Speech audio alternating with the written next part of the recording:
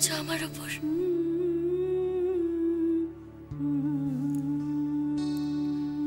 রাগের মাথায় কি বলতে কি বলছো তুমি নিজেই জানো না। পরে তো নিজেই ও কষ্ট পাবে।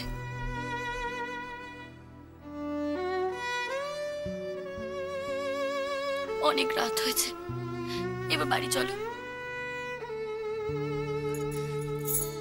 তুমি যদি বাড়ি না যাও আমিও কিন্তু এখান থেকে এক পাও নড়বো না, এই আমি বলে দিলাম। তুমি শুনতে পাচ্ছ? কি হলো? বাড়ি চলো, চলো বাড়ি আমার সঙ্গে এক্ষুনি, চলো বাড়ি চলো।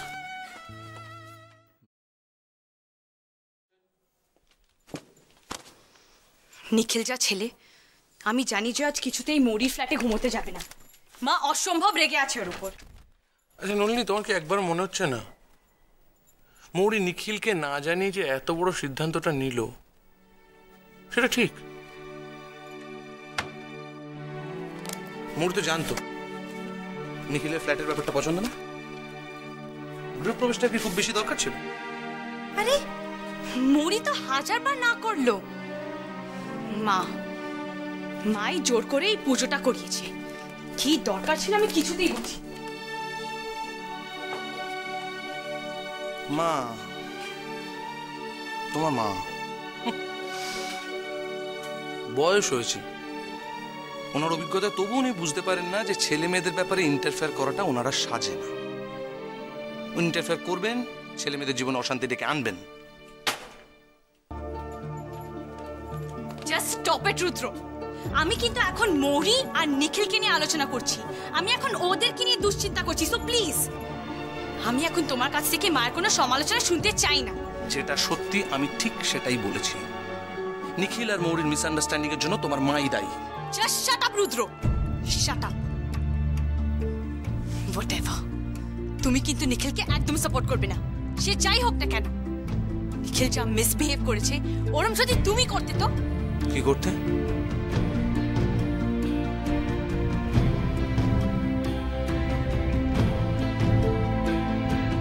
ছেড়ে চলে যেতে পারতে।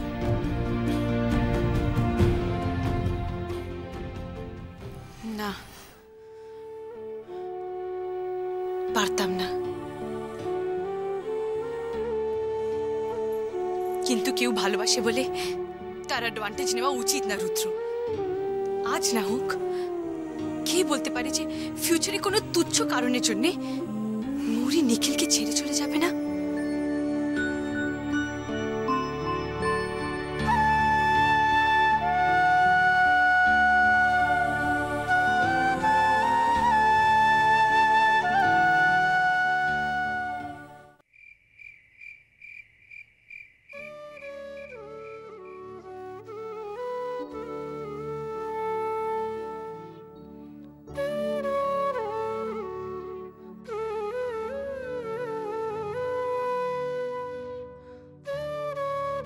বেশি কিছু তো আমি চাইনি কখনো। ও তো একটু তাকালেই আমি কত খুশি হয়েছি।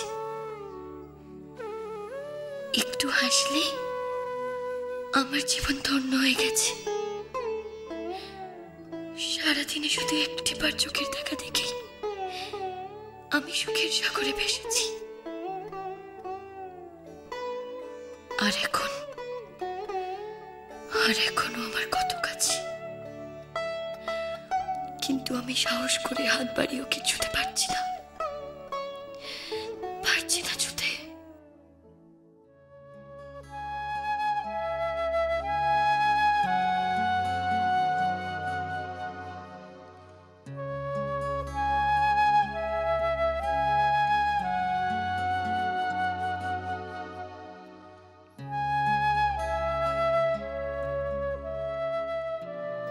মৌরির কাছে এখন এত টাকা, গাড়ি, ফ্ল্যাট, সবকিছু মৌরিকে সত্যি সত্যি এত বদলে দিয়েছে।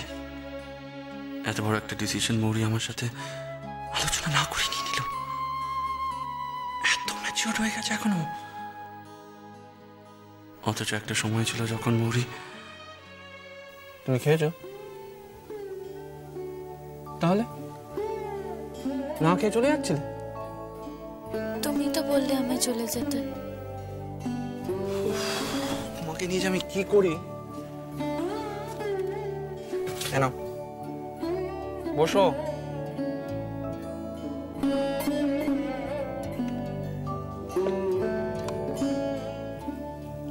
শোনো,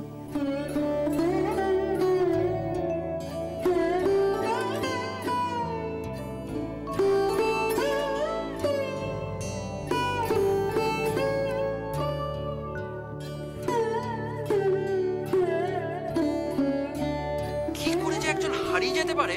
কি দরকার ছিল তোমার বাড়ি থেকে বেরোনো? আশ্চর্য।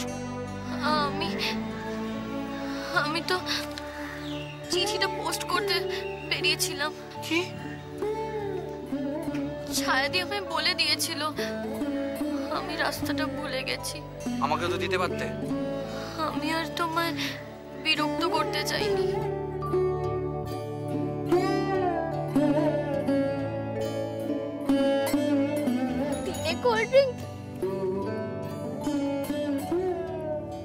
বোতলে কোল্ড ড্রিঙ্ক খেয়েছি, কিন্তু টিনের ক্যানে এই প্রথমবার।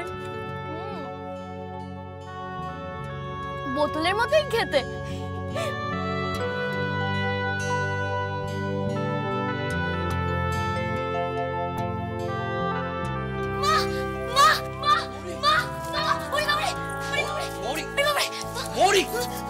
আমি ভয় পেও না, আমি